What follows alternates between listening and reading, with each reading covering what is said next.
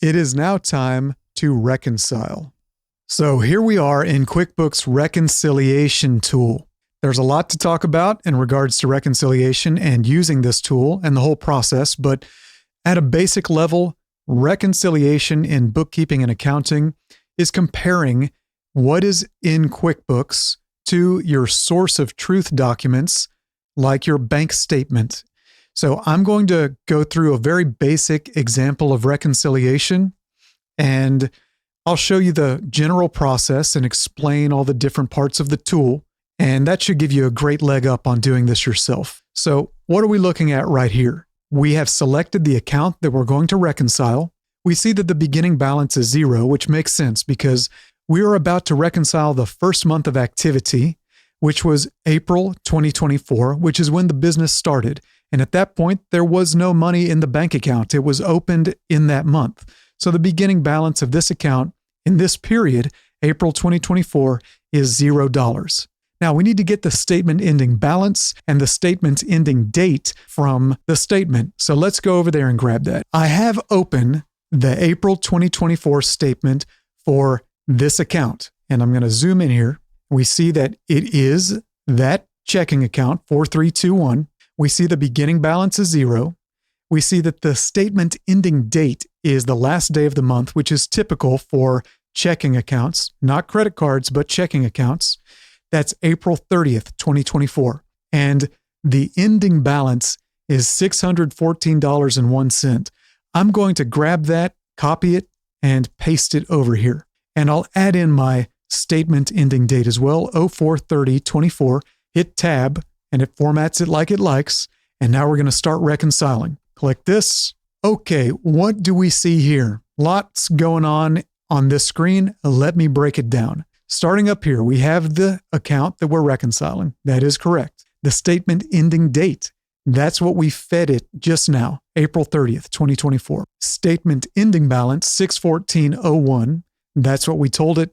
And again, the beginning balance is 0 because we just opened this account in this month. Now, what's going on over here? This is all stuff that is drawing from what we've told QuickBooks. Specifically, this $664, that's the total amount of transactions within this period that we've marked reconciled. And you mark them with this little green check. If I were to check that, this would change. If I check it again, changes back. And what I've just checked and unchecked is a deposit. So we have 2 deposit transactions and all the rest are payments. You can see the total deposits right here, $5,000.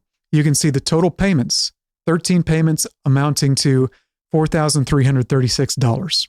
And understand that this cleared balance is actually an equation. It is your beginning balance minus the payments plus your deposits. So in fact, if I were to uncheck this 300, our payments would drop, but the total cleared balance would go up because it's almost like we have one less expense. Watch when I do that. I'm going to go ahead and uncheck it. Payments drop, cleared balance goes up. So why have all of these except for one already been marked with a green check? The reason is because we imported these transactions via bank data import. And the green square indicates that this transaction has cleared the bank. So all of the transactions that we imported using that import tool, QuickBooks is assuming they've cleared the bank. Otherwise, why would they be in that set of bank data? The same is going to be true when you connect your bank in the bank feed and QuickBooks is pulling in the transactions automatically.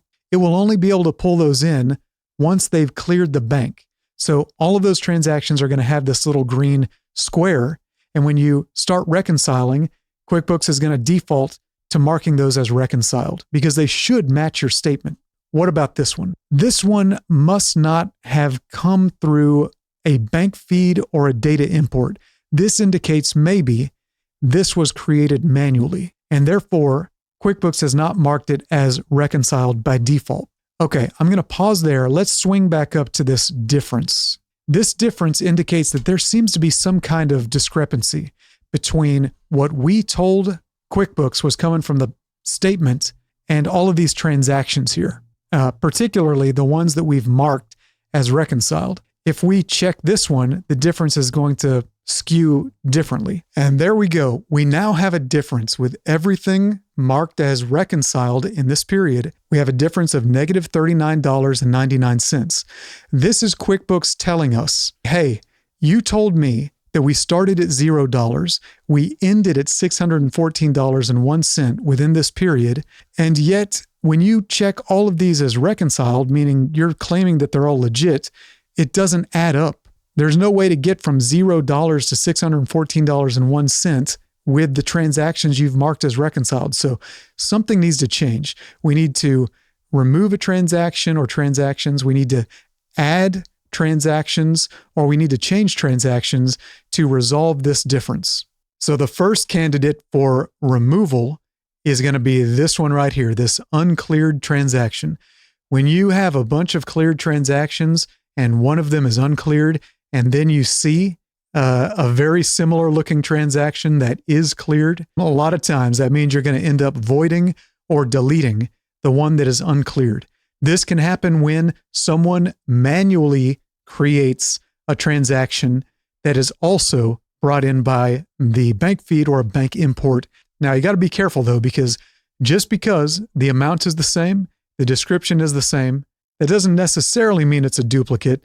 But whenever I come over here and take a look and the dates are so similar, I know that this one is a duplicate, okay? If you are unsure whether you really did have two Notion transactions like this, you would refer, of course, to the statement. And I see that there's only one Notion transaction, and I'm looking at the date. There's nothing else. So there's only one on the statement. There needs to be only one in QuickBooks. So all we need to do is click on here, choose Edit, and we have the option to either delete or void. It's almost always better to void.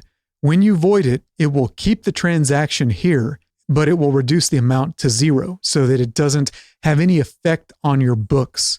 But it's good to keep it because if in the future you realize, oh, that was a legitimate transaction, then all you need to do is change the amount back to what it needs to be, and you don't have to recreate the transaction. So this is best practices. I'm going to choose void.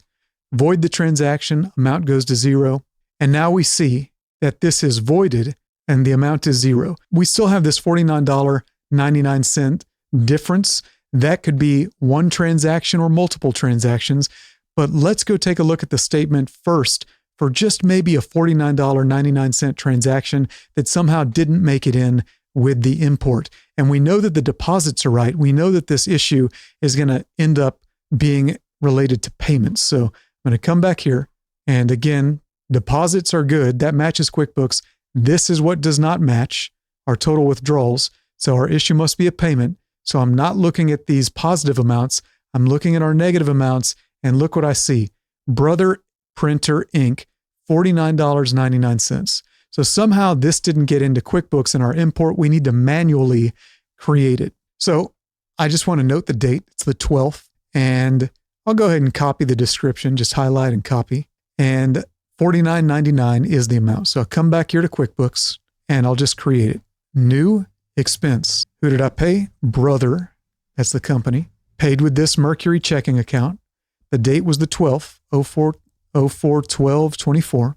The category in this case is going to be office supplies. Description will be Brother Printer Inc. Amount $49.99. You could add a receipt if you had it. In this case, not necessary. I'll save and close. So now we have it sitting here waiting to be reconciled. And because this does match my statement right here, I'm going to mark it as reconciled. And when I do that, watch our difference. This is going to change. This is going to change. This is going to change. There we go. Cool. So now QuickBooks is happy.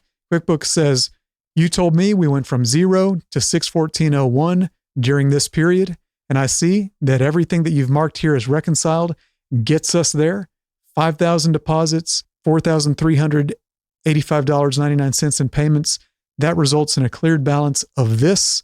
This cleared balance matches our statement ending balance. Of course, the cleared balance is usually not going to match the statement ending balance because you'll usually begin with a balance. So you can imagine if we began with $100 for the beginning balance, then this cleared balance should be $514.01 because we would want to go from 100 to 614.01, and we get there by $514.01 of cleared balance transactions. Okay, I'm sure that's all clear as mud. Green is good. This looks great. No discrepancy between what's in QuickBooks and what's on the statement. We click Finish Now. Reconciled. Great. Okay, and it brings us back here. The only thing that changed is that now we have this beginning balance because the beginning balance of the next month we're going to reconcile, which would be May, we're starting with the ending balance of the previous month. So we could go over to the May statement, grab that information, plug it in here, and click Start Reconciling. However, there's something that we should do before that, which is to close the books for April. In this case, the only account that had any kind of activity on it was that Mercury checking account. We fully reconciled it. And in the real world, you'd go through a checklist of items during the books close process. In this case, we're going to keep it super simple. I'm just going to show you how to do this right now. Come to the top right of the screen, click on the settings icon, come over to Account and Settings, and choose Advanced. Here in the accounting card, you can click this, and then you can change Close the Books, switch it from off to on. And we are going to close the books for April. So it's going to be 04/30/2024, tab. And you have two options. You can allow changes after viewing a warning or allow changes after viewing a warning and entering a password. This is attempting to prevent some change occurring after you've already reconciled. There may be other users on this account. So depending on your level of control, you're going to choose one or the other. What you want to avoid happening is someone deleting a transaction or changing or adding a transaction in a period that's already been reconciled, because then it's not going to match the bank statements. You've got to avoid that because it's like Jenga. If you pull out a block at the base, it can topple the whole thing. So we're just going to choose this and save. And that's it. Done.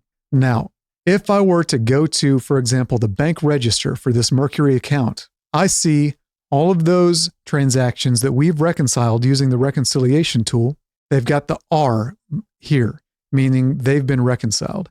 If I were to attempt to delete it or change it, here's what's going to happen. I'll make it and 1 cent, save. Oh, this transaction was downloaded from your bank's records. Are you sure you want to edit it? Yeah. This transaction you are editing has been reconciled. Saving your changes could put you out of balance the next time you try to reconcile. Are you sure you want to modify it? I could click yes. That's not good though. Okay. We're not going to click yes because we don't want to do that. So I'm just going to choose cancel. If you're working with other people and you're the bookkeeper, probably better to put a password on it. Otherwise, people are just going to click yes and they're going to do it anyways, even though they've seen the warning.